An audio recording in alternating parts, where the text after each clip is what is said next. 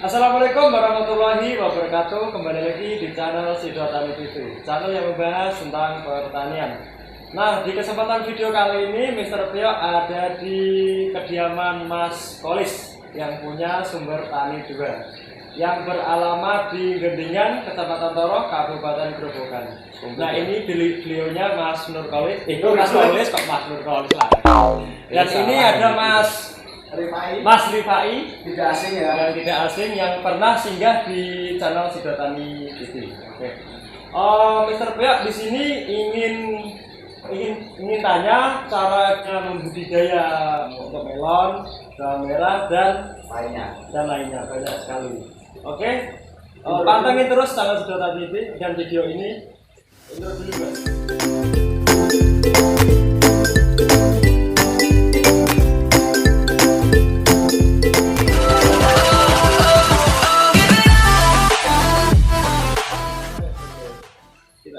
Nah, Mas Kolis. oh iya Mas, ya. Kita mau bahas tentang tanaman nih, Mas. Untuk khususnya membahas tanaman ini, buah melon. Buahnya apa budidaya nih? Budidaya boleh, untuk tanamannya nggak apa-apa. Spesifiknya berarti yang ya untuk melon dulu. Oh, nah melon sih ya termasuk tanaman yang menjanjikan sih Mas. Tapi ya untuk sekarang ya memang keadaan cuaca dan kondisi tanah lingkungan lumayan banyak masalah ya Mas, karena memang ya petani-petani sekarang kan ya pengennya kan cepat instan, jadi makanya banyak penyakit-penyakit yang ada di lahan-lahan ini. Ya untuk budaya melon sih sebenarnya gampang ya Mas Pak ya, gampang, tapi cuma ya perlu diperhatikan hal-hal kecil, contohnya untuk penyiapan lahan yang bagus, ya minimal lahan sing ditempati ku nyaman lah. Mau sehebat apapun pupuk Anda, sehebat apapun pestisida ataupun insek yang lain-lain fungi, tapi tanaman itu hidup di tempat yang kurang layak, ya makanya ya tetap akan banyak terjadi masalah kan. Contohnya dari tahun 2004 ya Mas Dipai, di daerah Penawangan itu kan termasuk basisnya melon sama apa semangko ya, semangko. Tapi sekarang untuk tahun 2017 ya mulai 17 mulai penurunan, kerugian sudah banyak sekali. Ya itu kan termasuk kita ngeleke. Sebenarnya tanaman itu yang paling diperlukan itu adalah tempat dia hidup dulu. Bukan bagaimana Anda merawat ataupun bagaimana Anda memberikan makan, tapi bagaimana Anda menyiapkan lahan untuk dia hidup. Berarti untuk poin pentingnya itu harus lahan utama. Iya, lahan medianya itu harus yang layak, karena itu nanti akan bersinggungan langsung dengan modal yang akan Anda keluarkan, budget yang lain lah ini ya. Termasuk dari perawatan Anda akan mengeluarkan biaya berapa, itu nanti tergantung hidupnya tanaman itu sendiri. Makanya banyak sekali petani sekarang ya one shot maksudnya dia itu bertani saat nanam di area tertentu, dia tuh tahun depan pasti akan pindah lahan lagi, karena memang dia tidak mau membenahi, pengennya cari yang tempat-tempat yang lebih sehat. Makanya kan nanti kan juga lahan itu milik kita sendiri ya, tentunya kita berdomisili di wilayah mana. Contohnya kayak saya di wilayah Penawangan, ya nanti tanah di Penawangan kan ya rusak kan. Makanya itu saya sendiri yang sudah saya pakai, yang saya praktekkan di sini, itu untuk pemberian kompos itu penting sekali. Pertama pengolahan lahan, pemberian kompos, pemberian kapur pertanian itu sangat penting. Karena memang gini Mas, sifatnya kita bukan menetralisir lahan ya. Jadi bagaimana kita itu mengombinasikan antara bakteri jahat dan bakteri baik di tanah tersebut. Makanya kalau tanahnya dinetralkan, untuk saya nggak setuju. Tanah dinetralkan itu nggak bisa. Karena nanti kalau sudah netral ya intinya jenengan nanam neng tempat yang nggak ada apa-apanya, netral. Makanya tidak ada metabolisme tanaman. Makanya sesuatu hal yang baik dan buruk itu harus menjadi seimbang. Nek dihilangke kemungkinan besar tidak bisa ya Mas Abah. Dia harus cuma seimbang. Makanya pemberian kompos, pemberian mikrobia baik di tanah yang akan kita tanami itu penting. Hal-hal seperti ini yang perlu banget kita berikan kepada saudara-saudara subscribernya Mas sampean, supaya bertani itu mudah. Bertani itu kan kelihatannya sulit, tapi sebenarnya mudah asalkan tempat hidupnya itu baik. Berarti kalau misalkan media tanamnya tuh bagus, berarti kita juga merasakan oh segampang ini toh untuk menjadi tani gitu. Iya, segampang itu. Dan tani itu ya bukan masalah instannya Mas. Kalau mau jadi petani itu satu kriteria yang paling penting, harus mau capek. Oh iya, benar. Kalau nggak mau capek ya udah jangan jadi petani. Kan gitu loh. Mau capek ya mau intinya untuk pengolahan lahan, pemberian kompos, ngusungi rabuk terus wes seneng. Gampangnya ngomong gini Mas.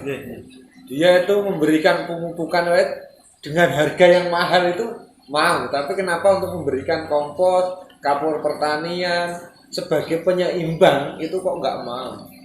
Tapi untuk terkadang petani ini gini Mas, lah aku wegah nandur melon, mergone apa?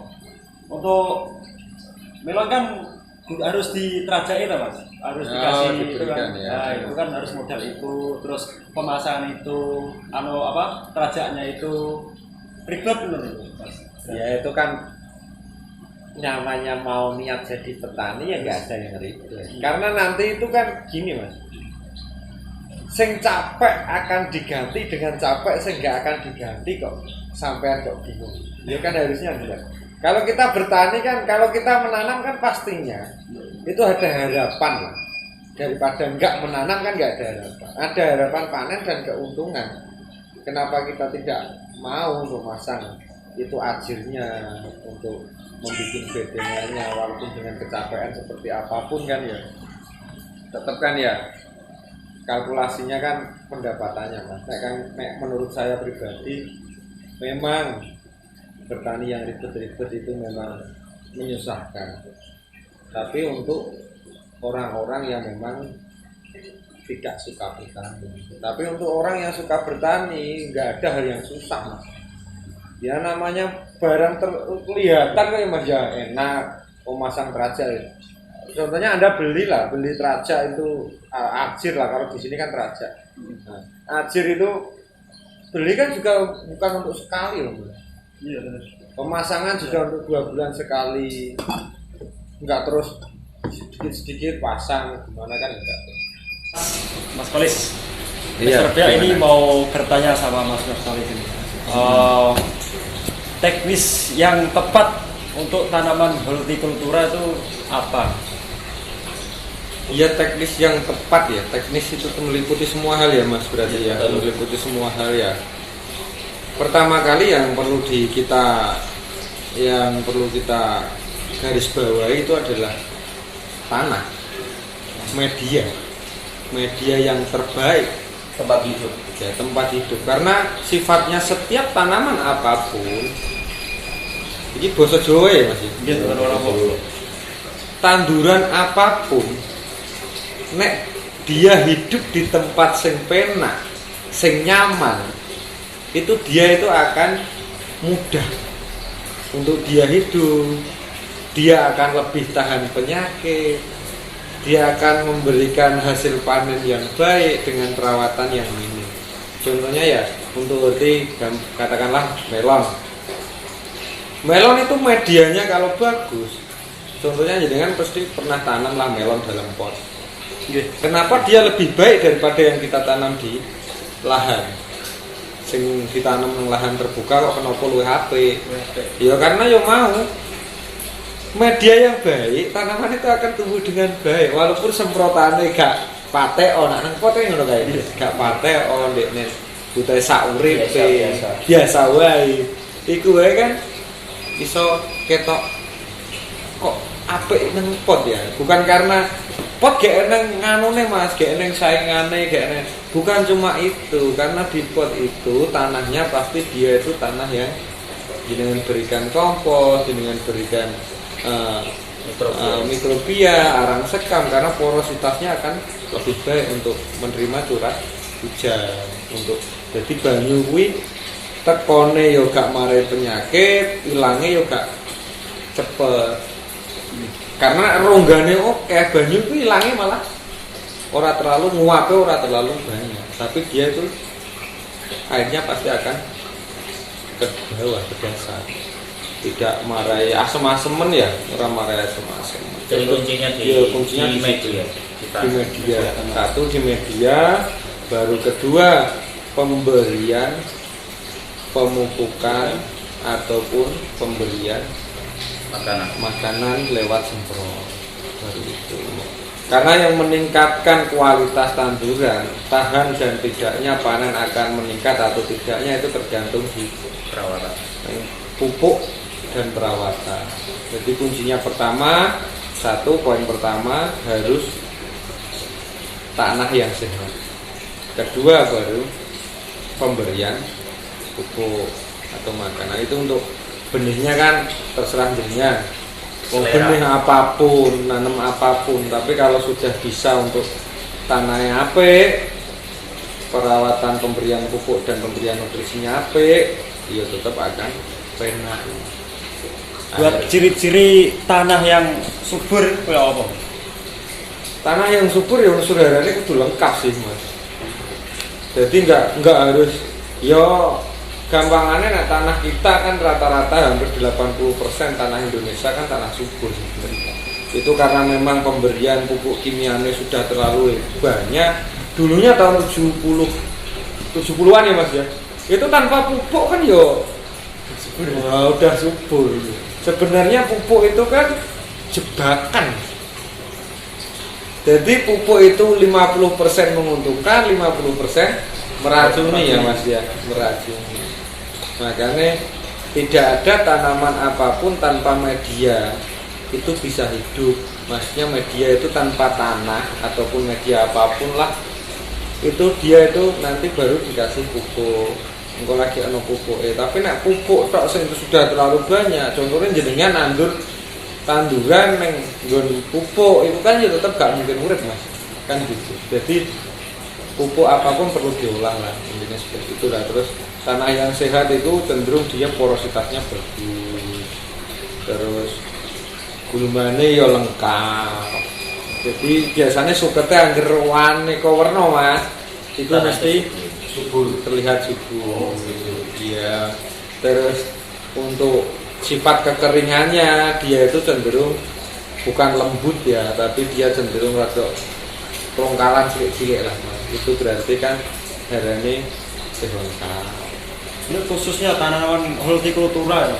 Yang enak, yang gampang pemasarannya tuh apa Mas? Tanaman hortikultura. Ya kalau mau yang enak jangan jadi petani.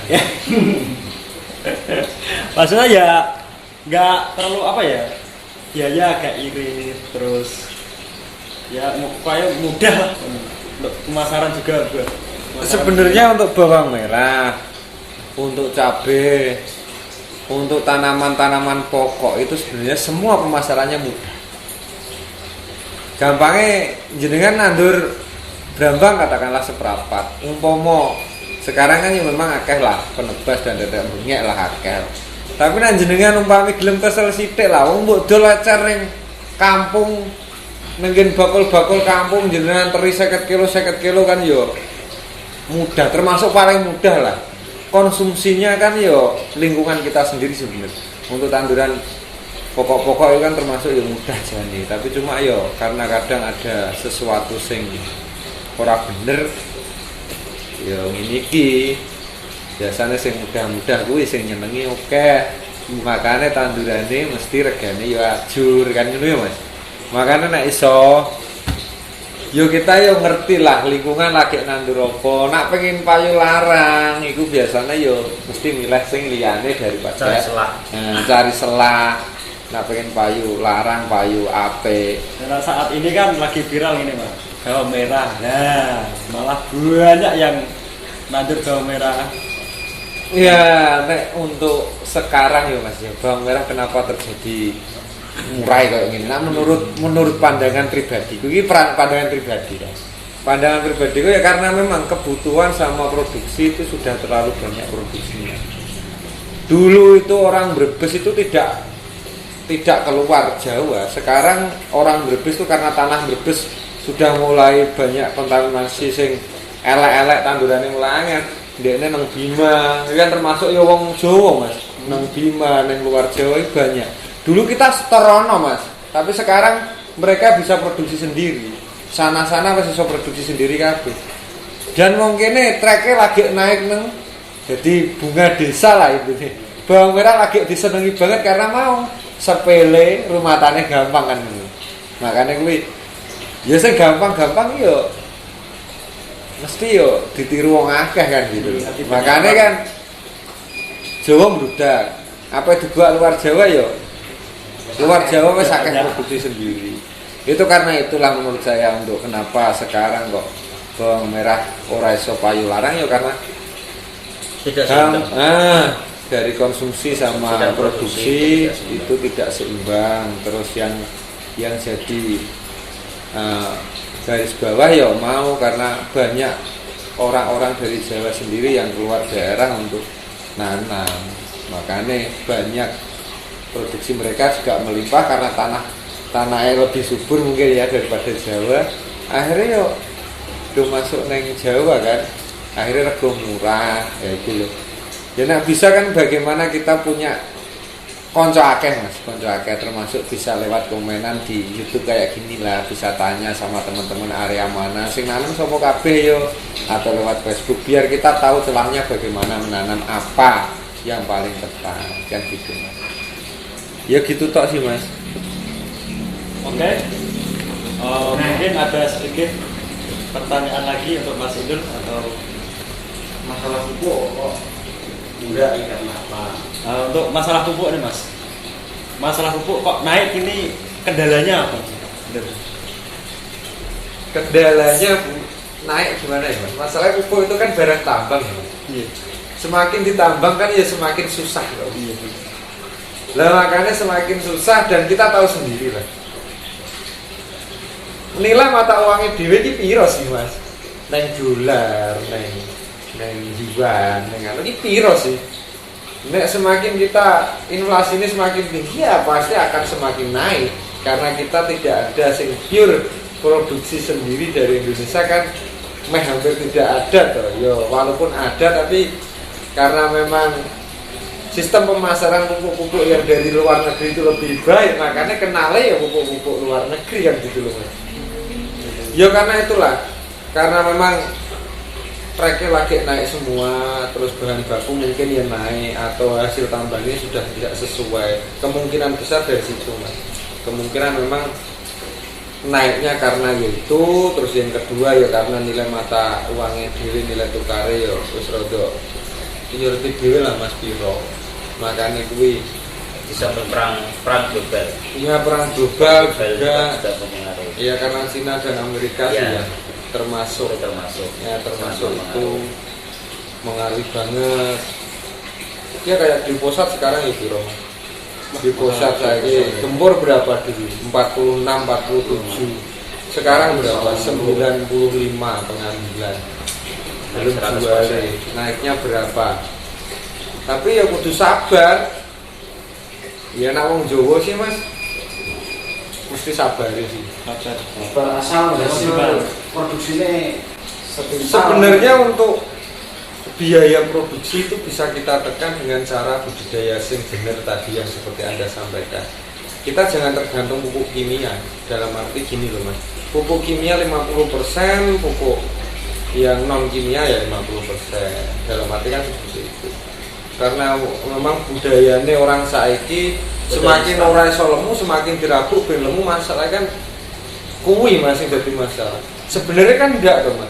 Semakin dia tidak bisa memproses rabuk berarti lemahnya masih rusak. Karena pupuk itu benar nutrisi tapi nggak bisa langsung diserap tanaman Mas. Butuh tempat yang bisa mengurai pupuk tersebut.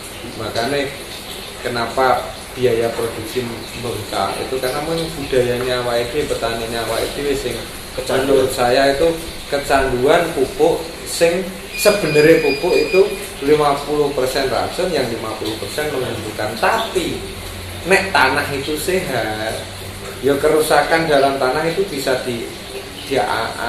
bisa minimalisir karena memang pemberian kompos, kapur pertanian, pemberian mikrobia termasuk lewat apa ya kayak apa komposer dan lain-lain itu ya Mas. Ya. Termasuk kayak M21, E4 dan lain-lain kan bisa Mas. Untuk teman-temannya lah itu kan bisa. Jadi setelah pemberian pengolahan lahan, saya sendiri biasanya setelah pengolahan lahan kasih kompos, terus olah lahan, kasih kapur karena sifat kompos itu juga asam, jadinya kita beri kapur. Setelah itu baru kita semprot kapur mikrobia itu. Jadi ben biaya produksi ini gak oke Mas. Gampangnya nek lemah itu sehat mbok kei rabuk sak sendok wae. Itu akan menjadi sebuah nutrisi yang hebat. Dulu itu loh Mas, seperempat kotak nek untuk tanaman padi ya, paling gampang seperempat kotak itu paling 20 kilo urea wis lemu ya ora kan. Saiki piro itu? Ada tidak selama kilo tekan 50 kilo ora ndedeh. Nah, akhirnya MT2 pasti akan tanaman itu akan turun, terjadi produksinya turun, penyakit kayak abang-abangnya nek wong ini dhewe ya itu.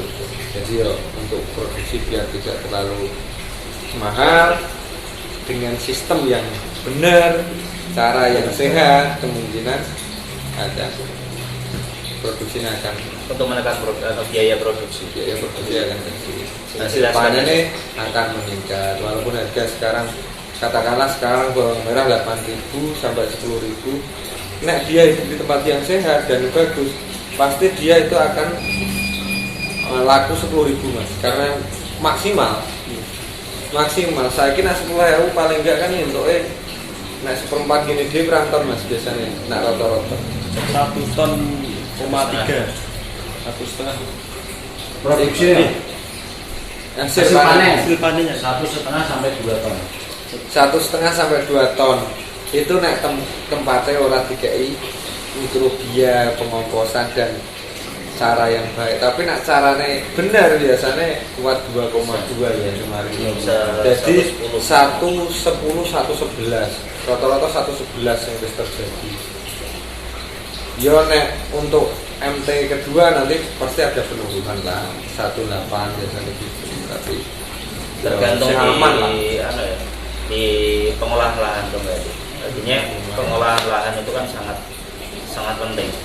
Kunci utamanya di situ lah. Nah ini kan kalau misalkan untuk lahannya kan udah oke nih misalkan lahannya perawatan itu sendiri gimana? Perawatan ya pemberian makanannya sudah benar. Masalah yang menentukan itu kan pemberian makan dia dulu. Kalau kita tidak mengenal tanaman tersebut, contohnya hidupnya seperti apa, nek berikannya terlalu banyak kan juga akan menjadi sebuah faktor ketahanan tanaman tersebut. Jadi setelah tanah bagus, pemberian pemupukan dan perawatan yang benar, contohnya untuk ya kita tinggal mengikuti sesuai dia hidup bagaimana. Kalau memang ada sesuatu contohnya kalau penyakit untuk bercak atau jamur kita biasanya untuk awalan kita biasanya pakai Mancozeb, Propinep itu wis hal umum ya Mas ya. Tapi ya jangan terlalu sering, dalam arti ya perlu kita rolling dengan yang lain. Contohnya ya untuk golongan difenokonazol ataupun golongan asam fosfat juga boleh. Jadi yo tinggal kalau sudah sehat sih Mas biasanya perawatannya mudah.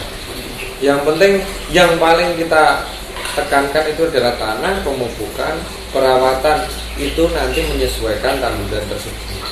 Jadinya ya mungkin hama, kalau hama biasanya hama kan musiman. Ya, hama musiman kita tinggal biasa lah pakai metomil atau korbenepir kan sudah bisa kan. Biasanya juga ada yang pakai abamectin, itu kan bisa. Yo kena lah gue abamectin, gue korbenepir, gue metomil, tapi pilih salah satu aja. Nah, nggak musim itu sampai. Dan yang paling penting untuk perawatan itu adalah kombinasi ya Mas ya. Iya. Kombinasi pengobatan. Kadang kan orang itu salah pengen cepet dhuwur tapi bumbunya ya diakai ben gak lemes. Kadang kan mungkin anak bawang merahnya. Ini sering terjadi gitu. Makanya nek ora iso kombinasike contoh paling gampangnya nek main bal nek mlebune striker kabeh ra ya gak matuk wis iso kalah gitu. Tapi nek iso komplit kipere ono, penyerange ono, beke ono kan ya beda. Jadi aslinya obat itu apik kabeh. Tapi kadang awake dhewe carane nyatokke kuwi sing gak iso. Lah nyatokno iki piye maksudnya Mas? Nek kula ya secara pribadi. Jenis fungi itu paling banyak 2. Jenis insek itu paling banyak 2. Sekali aplikasi. Dan nutrisi paling banyak ya 2 atau 3 boleh. Kalau nutrisi kan tidak akan menimbulkan efek samping yang berlebihan gitu. Tapi kalau insek dan fungi repotnya dia kelebihan sedikit akan stuck tandurannya. Nek insek kelebihan sedikit pasti akan kebakar kan gitu loh. Gak apa-apa sih nek untuk perawatan itu kita mengikuti, contohnya bisa menurut saran-saran teman-teman yang sudah baik bertaninya atau kios-kios pertanian sing benar pengalaman dan dia praktek bisa jenengan tanya lah. Tapi untuk sing ape Japri ya bisa lewat channel ini juga bisa. Japri gimana Mas kalau ada penyakit ini kita itu melayani Mas, melayani bukan kok gimana ya Mas. Karena saya itu juga bidangnya pertanian ya, melayani apapun keluhannya petani lewat Mas Inul juga bisa, lewat jenengan juga bisa lah, gampang itu bisa dibantu. Oke, untuk itulah tadi kita sudah bincang-bincang sama Mas Kolis dan Mas Rifai. Untuk saudaraku yang baru bergabung di channel Sedotan TV, jangan lupa untuk like dan subscribe. Kalau ada kritik dan saran, silakan komen di bawah kolom komentar. Untuk Mas Kolis siap melayani pertanyaan teman-teman semua. Oke. Segala video yang kami buat adalah versi kami, sebatas pengalaman dan pengetahuan kami. Mohon maaf apabila ada kesalahan dan keliruan. Mr. Piyok dan Mas Kolis, Mas Rifai, undur diri. Assalamualaikum warahmatullahi wabarakatuh.